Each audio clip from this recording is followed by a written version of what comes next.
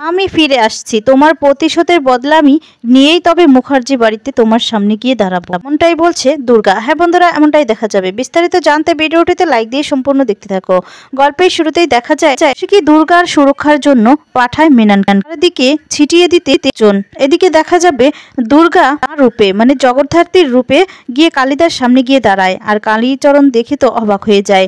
আর তারপরে বলতে থাকে, এ কি তুমি তুমি জগদ্ধাত্রী এখানে কি করে আসলে? আর স্বয়ম্ভ নিয়ে এসেছে তো নিশ্চয়ই তোমাকে।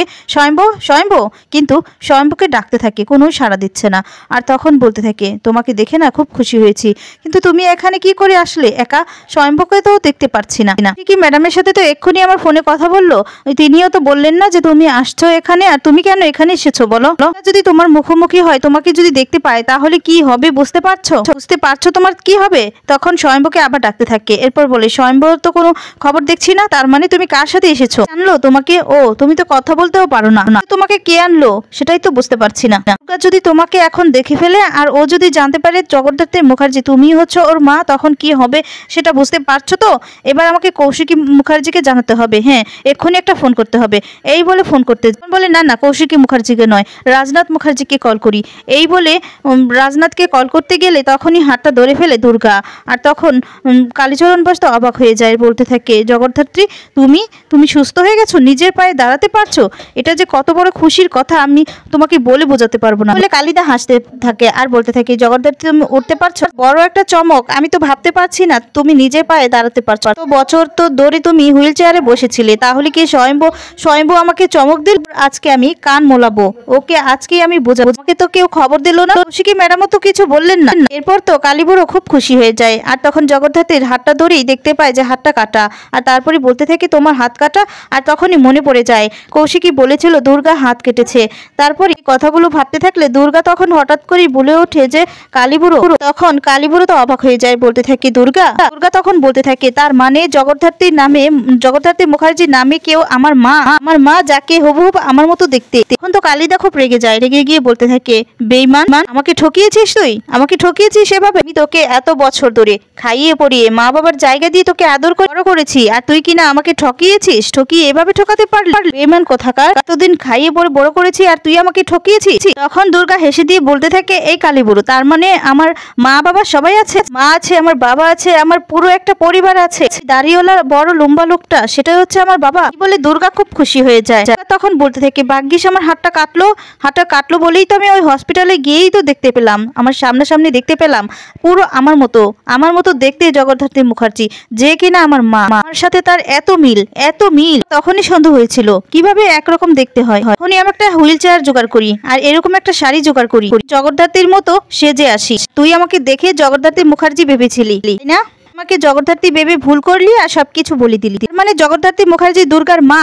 উত্তর দে কালীবুড়ো, উত্তর দে। দুর্গা এক পর্যায়ে চিৎকার করতে থাকলে আর তখন কালীবুড়ো বাধ্য হয়ে যায় বলতে, সত্যিটা বলে দেয়। তারপরে বলে যে হ্যাঁ দুর্গা মুখার্জি মানে জগদ্ধাত্রী মুখার্জির।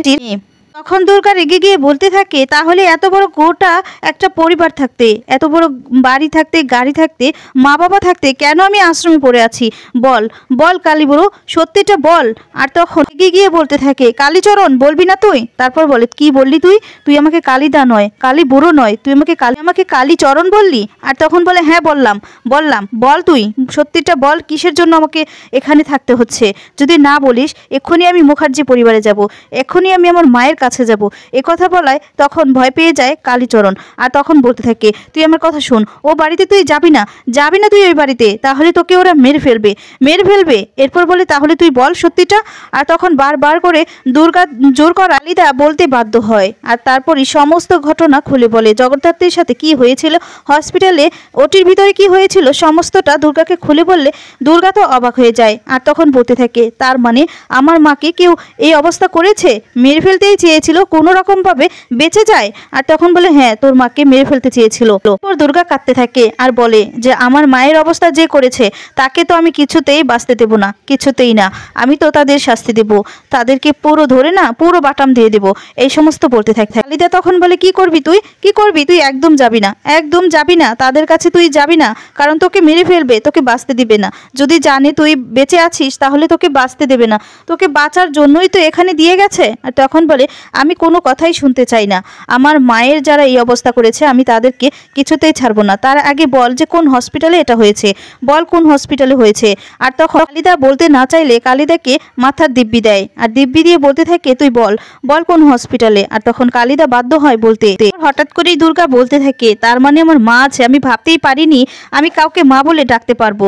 আমি কখনো মা বলে ডাকতে, এতটা বছর আমি কাউকে মা বলে ডাকতে পারিনি, এখন আমার মা আছে আমি মা বলে ডাকতে পারবো। কিন্তু মাকে যারা এই অবস্থা করেছে তার প্রতিশোধ তো আমি নিব।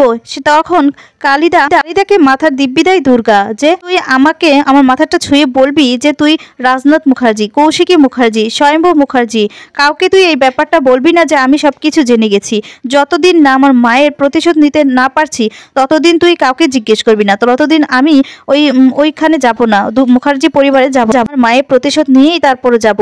এরপর কালিদার কাছ থেকে সেই হসপিটালের ডিটেলস সমস্ত কিছু জানে। আর তখন কালিদা বলে তুই সেই হসপিটালে যাবি, মানে কি করবি, কি করতে চাইছিস তুই? এরপর বলে সেই হসপিটালে আমি যাব আর জগদ্ধাত্রী সেজে যাব, কারণ তোকে যদি আমি দুর্গা জগদ্ধাত্রী হয়ে ধোকা দিতে পারি তাহলে সেখানেও নিশ্চয়ই আমাকে কেউ চিনবে না, সবাই ভাববে আমি জগদ্ধাত্রী, তো সেখানেই গিয়েই সবাইকে ধরে না বাটাম দিতে হবে। এরপর সেই হসপিটালের ব্যাপারে সমস্ত কিছু জেনে নেয়, আর তখন জগদ্ধাত্রীর ব্যাপারেও জেনে নেয় যে জগদ্ধাত্রী ডিপার্টমেন্টের অফিসার ছিল, খুব বুদ্ধিমতী ছিল। আর তখন বলতে থাকে তার মানে আমার মা বড় একটা ডিপার্টমেন্টের অফিসার ছিল আর খুব বুদ্ধিমতী ছিল, আমার মাকে কেউ মায়ের দুর্বলতার সুযোগ নিয়ে এই কাজটা করেছে কি, তাই তো? আর তখন কালিদা বলে হ্যাঁ। অন্যদিকে দেখা যাবে স্বয়ম্ভু যখন হসপিটাল থেকে জগদ্ধাত্রীকে নিয়ে যাচ্ছিল তখন চন্দ্রনাথ বলতে থাকে তুমি কোথায় গিয়েছিলে স্বয়ম্ভু? এরপর বলে আমি গিয়েছিলাম আমার স্ত্রীকে নিয়ে চেক আপ করতে গিয়েছিলাম। কথা বললে তারপরে দেখা যায় চন্দ্রনাথ বলতে থাকে যে একটা কথার উত্তর দাও তো, কৌশিকী, রাজনাথ মুখার্জি ওরা কিসের জন্য অপেক্ষা করছে যে দুর্গা ফিরে আসবে, যে কিনা এই পৃথিবীতেই বেঁচে নেই, তারা কেন অপেক্ষা করছে সেই দিনটার জন্য? আর তখন বৌদিহি মুখার্জি এসে ঠিক এই কথাই জিজ্ঞেস করতে থাকে যে কিছু তো একটা আছে যেটা তুমি জানো কিন্তু বলতে চাইছো না, আর বলো না যে কিসের জন্য। মেহেন্দি উৎসব আর পিঠা, ওদেরকে কেন বঞ্চিত করতে চাইছে, ওদেরকে কেন বসাচ্ছে না সেই চেয়ারে, সেই কোম্পানিতে, কিনা বেঁচে নেই, দুর্গা কিনা তার কোনো অস্তিত্বই নেই, তার জন্য আশায় বসে আছে, কিসের জন্য? এর তো কোনো একটা রহস্য আছে, বলো স্বয়ম্ভু, তুমিই জানো। আর তখন বলে আমার এই সম্পত্তির উপরে কোনোদিনও ইন্টারেস্ট ছিল না, আমি একটা চাকরি করি, হ্যাঁ চাকরি করি, আমি ওটা দিয়েই খুব সুখী, খুব হ্যাপি, আমার এই সম্পত্তি বা কোম্পানি কোনোটার প্রতি কোনোদিন লোভ ছিল না, আজও লোভ নেই, এই সমস্তের ব্যাপারে কিছু জানি না। কিন্তু চন্দ্রনাথ আর বৌদিহি মুখার্জি কিছুতেই বিশ্বাস করতে চায় না, স্বয়ম্ভুকে অনেক কথা শোনাতে থাকে। ওদিকে দেখা যাবে দুর্গা কালিদাকে বলছে যারা আমার মায়ের ক্ষতি করতে চেয়েছিল আর যে কিনা আমার মায়ের অপারেশন করার কথা ছিল, কি বললি তুই? ওই প্রমিতা কি, তাই তো?